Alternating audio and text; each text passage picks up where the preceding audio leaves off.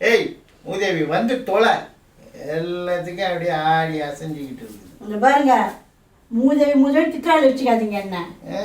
உன்னை மூதேவின்னு திட்டாம வாங்க மூதேவி, போங்க மூதேவி, உட்காருங்க மூதேவி, சாப்பிடுங்க மூதேவின்னு அப்படியே கொஞ்சம் சொல்றியா? அதாவது பொண்டாட்டிய மூதேவி மூதேவின்னு திட்டினா மூதேவி நடு வீட்டில் உட்காந்து ஜங்கு சக்கு டான்ஸ் ஆடுவா, வீட்டை விட்டு போக மாட்டேன், குடும்பத்துக்கு நல்லதுல என் ஃப்ரெண்ட்ஸும் சொல்கிறாங்க.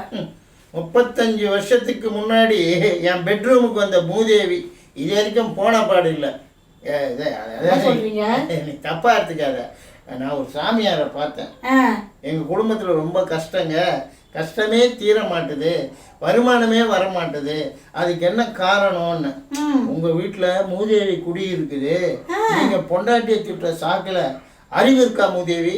முண்டம் மூதேவி, முண்டம் மூளை இல்லை மூதேவி, அறிவு கெட்ட மூதேவி, அடிச்சு பல்ல உடைச்சிடுவோம் மூதேவி. நீங்க பொண்டாட்டியை திட்டுற மாதிரி மூதேவியை திட்டினீங்கன்னா மூதேவி இந்தாங்கண்ணா இப்படி திட்டுறான், இவன் வீட்டுல நம்ம இருக்கக்கூடாதுன்னு கோச்சிக்கிட்டு போயிடுமா.